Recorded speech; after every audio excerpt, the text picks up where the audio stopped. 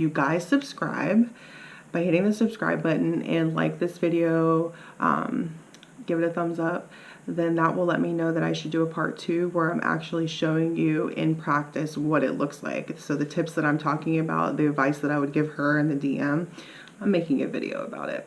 And like I said, if you want a part 2, I'm gonna need to see that you guys are watching. All right, so let's get into it.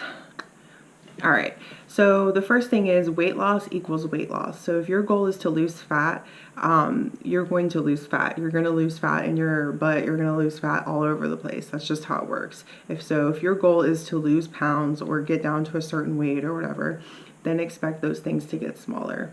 So there are things that you can do to maintain your figure, and that's kind of what my goal is personally. That's where I'm at in life, and my mom of 3 kids, 29-year-old lady life. I'm just maintaining my figure. I don't have a specific goal that I'm really working towards other than maintaining my health in like some type of an hourglass shape. So a lot of women actually do reach out to me because hourglass workouts are my thing. Like, that's booty building. Like, it's always been the type of workouts that I've focused on.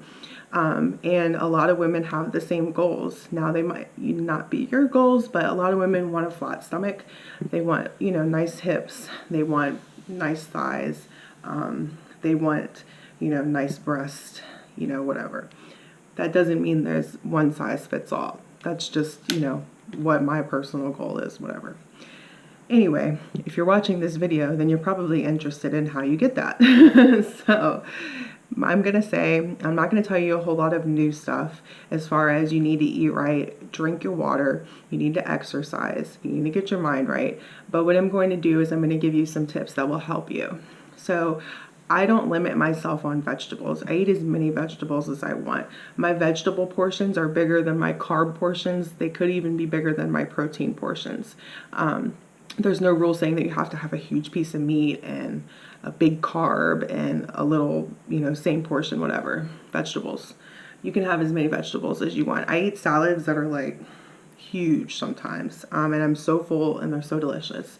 That being said, if you don't like vegetables, you need to find a way to like them, because that's going to be the easiest way to maintain your figure. I just found out that you can put baby carrots in an air fryer and they taste like French fries. That's a little salt, air fryer, then you dip some ketchup in it, it tastes like French fries. It's amazing. So find creative ways like that to make vegetables appetizing for you. If you can't just eat them in a salad, you can cook them, you can do whatever. So many things you can do with them. Fruits are also a great choice for a snack. You're going to want to have them, on hand for those times where you have something sweet that you want. And even then, if you are craving something sweet, just throw some fruit on it. It'll make it all better. Cake with fruit, yogurt with fruit, cereal with fruit, pancakes with fruit. Like, there's so many things. You just gotta make sure the portion of the fruit is equal, if not more, than the other stuff that you're eating. All right, so water is really important. Protein shakes are great for your metabolism and your digestive system, so I definitely recommend having those. I got a little single serve blender from Walmart for $9.99, and it has replaced my daily tropical smoothie run during the coronavirus. So it was 10 bucks. I got a big jar of peanut butter. I got some protein powder, ice, a little bit of water, milk, banana. Oh, it's so good, and it's super inexpensive, and I could have one every day. But if that's not your style, then find something that works for you. But protein shakes are good. Find a protein powder that you like. So I was looking at other cultures of women that have like these curvier figures, and I'm like, what do y'all eat? Like, how do y'all look like that? I want to look like that. So I found out that that type of wider hip, booty type of body is has usually higher levels of estrogen. So I'm not a doctor, so do your own research. But in my research, I found that soy and beans and stuff like that is good at raising levels of estrogen. Not a whole lot, but a little bit. So my thought process is, if I have those foods and I eat those foods like beans and the soy or whatever, then I'll have higher levels of estrogen, and my body will like put fat in places where I want it to go, right? I don't know. It's just a theory that I have. So with food, you're also going to want to keep it out of sight, out of mind. So nothing is saying that you have to keep your kitchen exactly the way that it is right now. If you're serious about this, I recommend you take like an hour or two, set a little timer, say I'm going to set a time for an hour, I'm going to spend that time taking everything out of my cabinets. So what you're going to do is you're going to take your healthy food and you're going to put it at eye level. So your cabinets, your pantry, your fridge, eye level. What you see as soon as you open that fridge, whatever it is, that's where you want to put your fruits and your vegetables, not in the drawer that they die in. Because I put a salad down there, I forget it's down there. So you know what I put down there? I put down the frosting. I put the cheese down there. I put the pudding down there. My kids' snacks and stuff, they go down there.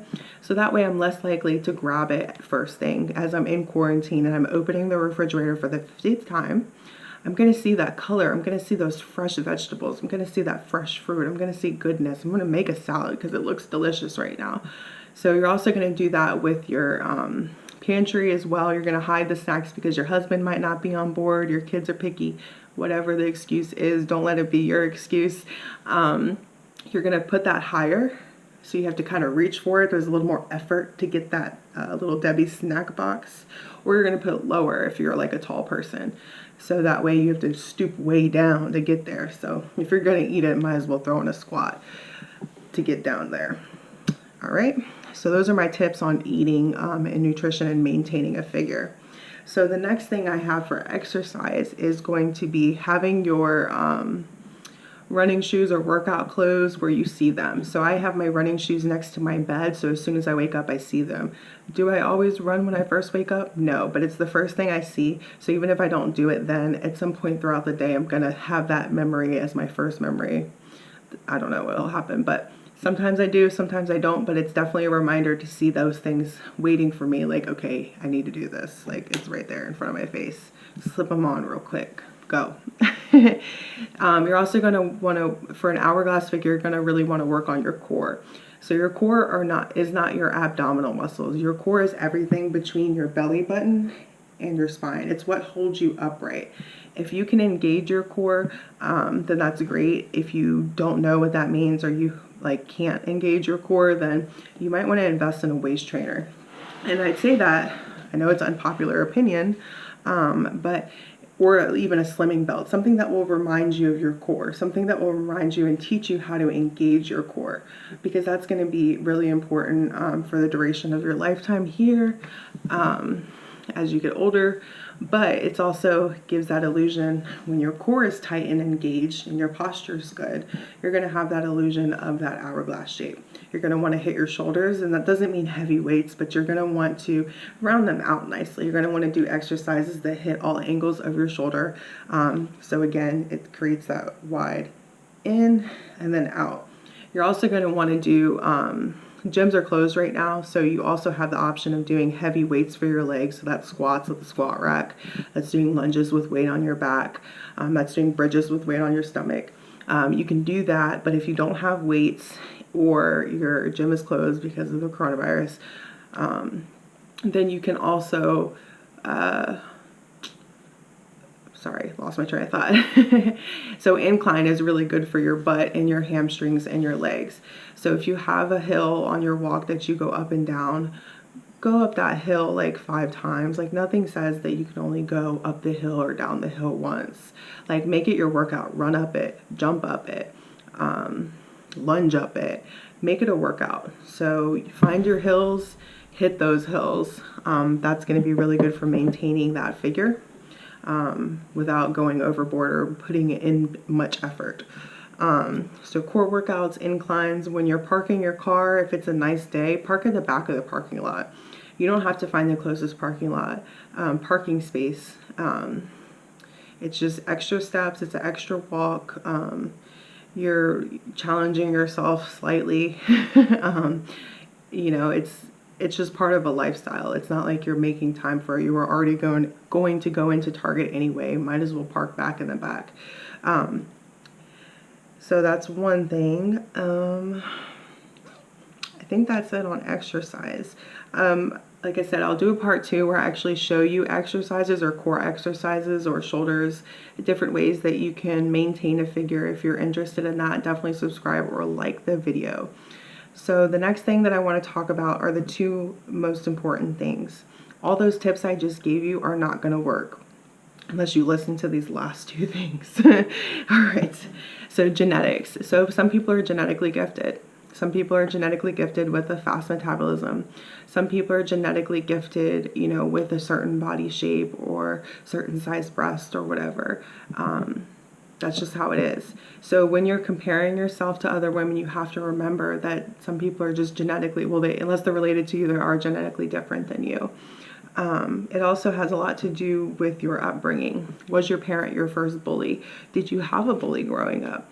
Was your parent always on diets or always saying they're fat or always saying they're stupid or an idiot or just bringing themselves down to where you've absorbed that over time and didn't even realize it?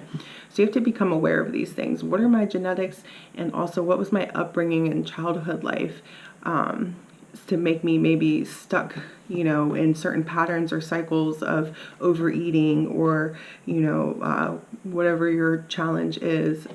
Ask yourself and become aware of what that is. So when that challenge arises, you'll have the tools hopefully to overcome it. The next thing is going to be your mindset.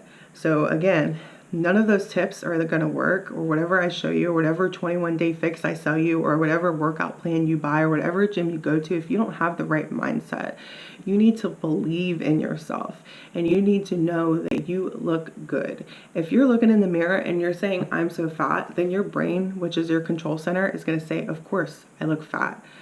So do you ever remember looking at those pictures from like, I don't know, 10 years ago now, where you thought you were fat, but you look and you're like, ooh, I'm like 50 pounds heavier than I was then. Now I really might be.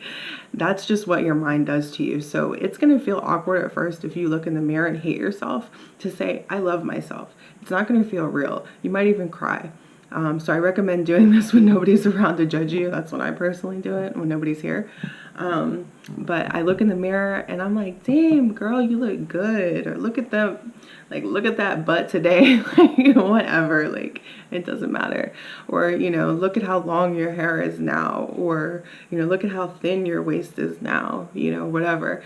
Just hyping myself up. It's very important.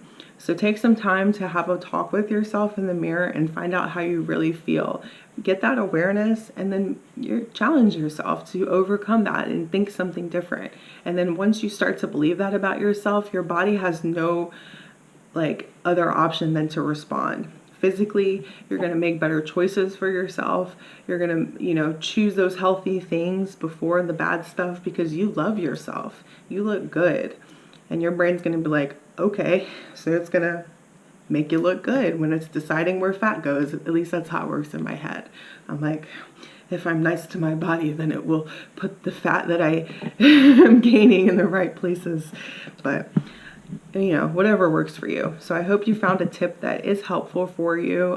Don't be shy, you know, try something new. Move your kitchen stuff, like move your stuff in your kitchen around. Put positive messages up around you. Put I am statements on your mirror with a dry erase board or dry erase marker. Like, you can really do this just one little baby step at a time. So love yourself, and I hope you are having a great weekend and this video was helpful. Again, subscribe, please like the video. I want to know that you're watching so I know if I should be making more or getting off YouTube forever.